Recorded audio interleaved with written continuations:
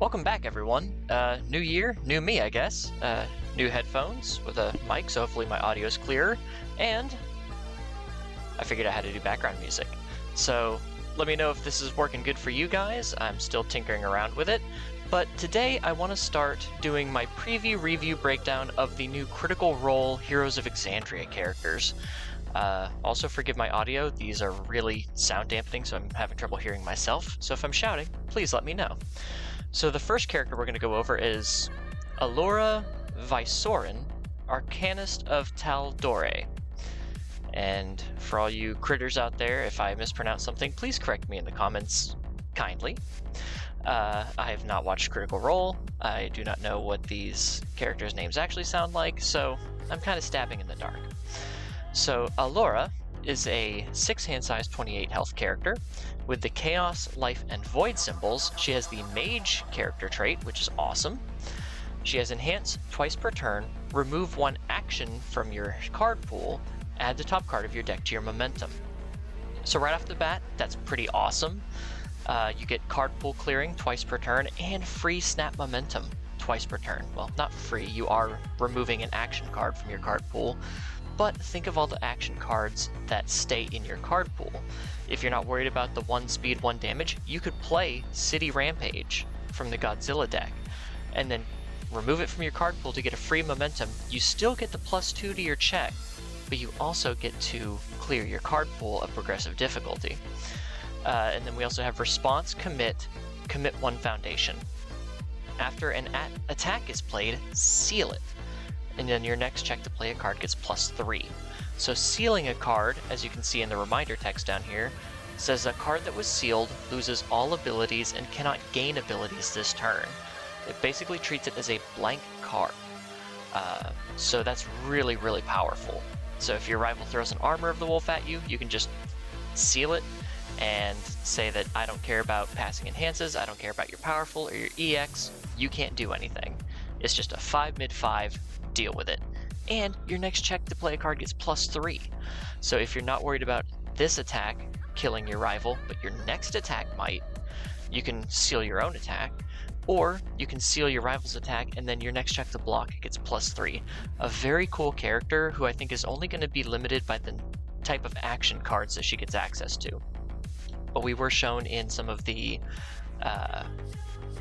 articles that mage characters are gonna focus on actions. So I'm really excited to see what kind of action cards we're gonna get in this set. Next up is Beauregard Lionette Expositor. Beauregard is a 6 hand size 29 health character with Earth, Fire, and Water. She's got Brawler, Mighty 9, and Spy. So pretty cool sounding there. We have Enhance once per turn your turn. So only on your turn can you do this. You discard 1 attack card from your hand, and you make a check against a difficulty of 6. You are allowed to commit foundations in order to pass that check. You add the top 2 cards of your deck to your card pool face down as mid attacks with 3 speed, 3 damage, and the kick, punch, and slam keywords. And you get to add those cards to the attack stack. So basically what that means is during your attack, you discard an attack from your hand, make a check of 6. If you succeed, the top 2 cards of your deck go face down into your card pool, and as soon as your current attack is finished, you move directly into that first face down attack's enhance step.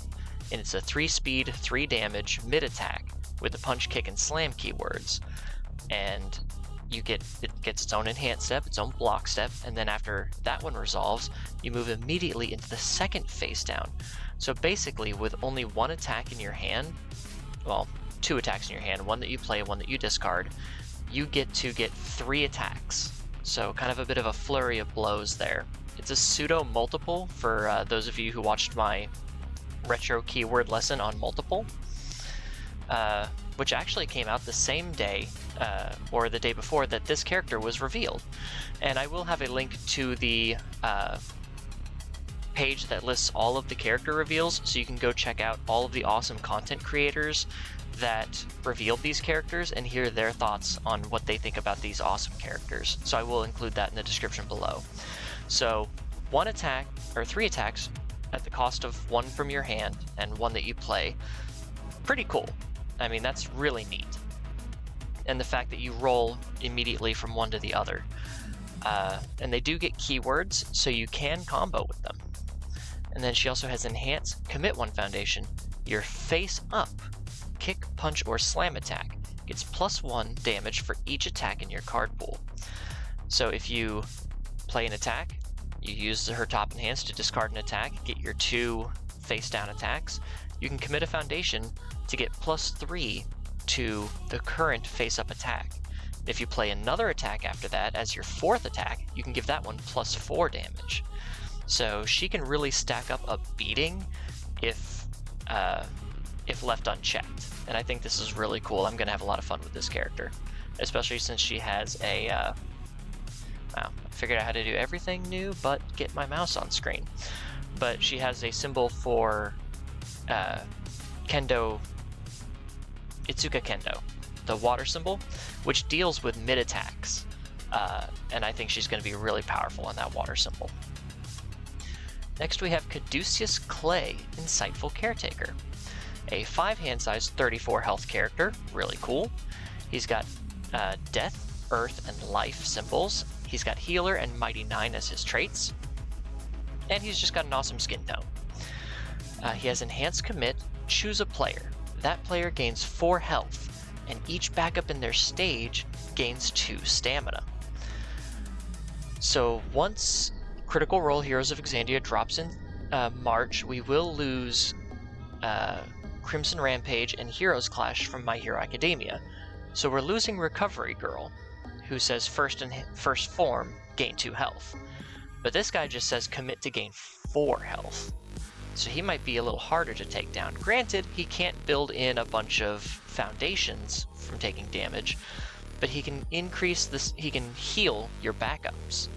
And while the backups in Attack on Titan have been hit or miss, I'm told that we're going to get a new resurgence of cool backups in Heroes of Exandria, so I'm interested to see what kind of defensive abilities some of those might have that can take advantage of this healing. And then he has a once per turn enhance that is Tenacious. This attack gets +X damage or -X speed. X equals the number of backups in your stage +2. So minimum, if you have no backups, you get +2 damage or -2 speed. And if X is 4 or greater, you get to draw a card. So if you have at least 2 backups in your stage, you get to draw a card and get +4 damage or -4 speed. So 4 damage on your turn, minus speed on their turn, and you get to gain 4 health whenever you want, just by turning sideways. I think this guy's going to be sneaky good in the kind of really grindy, hard to kill kind of way. Like I said, we are losing Recovery Girl, and as of yesterday, we just got the preview of the ban and errata list for February, and they hit a lot of damage reduction cards. So I think they saw, we're getting rid of Recovery Girl, but Caduceus is coming in, and he can heal as much, if not more, if you include that gaining stamina, and what defensive backups we might get. So yeah, I do know there is a backup in Attack on Titan that's a 3 difficulty 6 control on the life symbol that commits for -3 stamina, -3 damage. So getting an extra use out of that and constantly keeping that alive, and he has the life symbol, he might be really hard to kill. So I'm interested, but also scared of what this guy might be able to do. He does have 5 hand size problems. He only gets to draw if he has at least 2 backups in his stage, but I don't know. I guess we'll have to see what happens when the set's fully fleshed out. Our 4th character is Caleb Widowgast, Fiery Transmuter. He's got Chaos, Fire, and Void. We're getting Void back. That's always fun. As his symbols, he has Mage and Mighty 9. I don't know if I said he's a 6 hand size 29 health already. Like I said, it's kind of hard to hear myself here, so I'm kind of struggling. He has Enhance once per turn. Discard 1 spell card. So spell is a keyword that you will find on a lot of your attacks and some foundations. So discard 1 spell card. Add 1 spell card with the same difficulty as the discarded card from your discard pile to your hand. So if you've got a 4 difficulty spell, but you want a different 4 difficulty spell that's in your discard pile, you can just swap them. And you can do that once per turn on both your turn and your rival's turn. So you can fish for good block zones, you could fish for good attack zones. It's pretty interesting. It's kind of like a pseudo Nezu, who I believe we're also losing with Critical Role coming in. We are losing Nezu. Sad, I believe. I think he was in... Oh no, he might have been in League of Villains. He was either in League of Villains or in Heroes Clash. But, it comes with the privacy and security you expect from Apple. Hold on, guys. Sorry about that. On this computer, I don't have the YouTube Prime, so there's ads. So I'm trying to skip through that. And then he also has a response. After you play an action card, he is a mage, so we're dealing with actions. Your rival loses 1 health. If you play this ability 3 or more times this turn, seal this character. So you will turn him off for the turn. He will have no more abilities if you play this responsibility at least 3 times in 1 turn. Now, my whole thing is, how many actions are you going to be able to play in a turn to where you'd have to seal this character? He's only a 6 hand size, so that means 3 of your 6 cards had to be action cards. Unless we have some actions that can tutor other actions, maybe. He can pitch, you know, a foundation to maybe pick up an action spell. But I do see burning your rival for a whole lot. You know, burning your rival for 3 in a given turn is pretty strong. But I'm just curious as to how many actions they think he can play that warrants this sealing ability. Unless it has something to do with his character in Critical Role. If so, let me know in the comments. I'd be interested about that. So 1, 2, 3, 4. Our 5th and last character today is Essek Thalis, Expert Dunamancer. And thanks to Brett from UK Versus, I learned Dunamancer means time control. He's a 7 hand size, 19 health character, so we're seeing our first 7-hander of the set. He's got the mage keyword, he's got chaos, void, and water. And he says response once per turn, tenacious, or playable while committed. Remove 1 action card from your discard pile. After a player makes a check to play a card, they recheck. Oh, you checked a 5? Nah, I'm gonna remove this action, do it again. Oh, now you checked a 3, I am so sorry. Or, hey, I checked a 3, I don't want that. I'm gonna remove an action card, and I'm gonna make another check. Oh look, I checked a 6. So, very powerful ability, especially if you can manipulate the top card of either player's deck. And then enhance commit, your spell attack gets echo.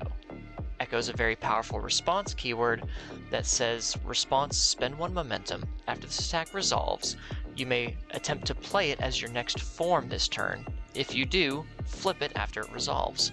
So you're basically rewinding the clock to play your attack again. Both of these abilities are so cool.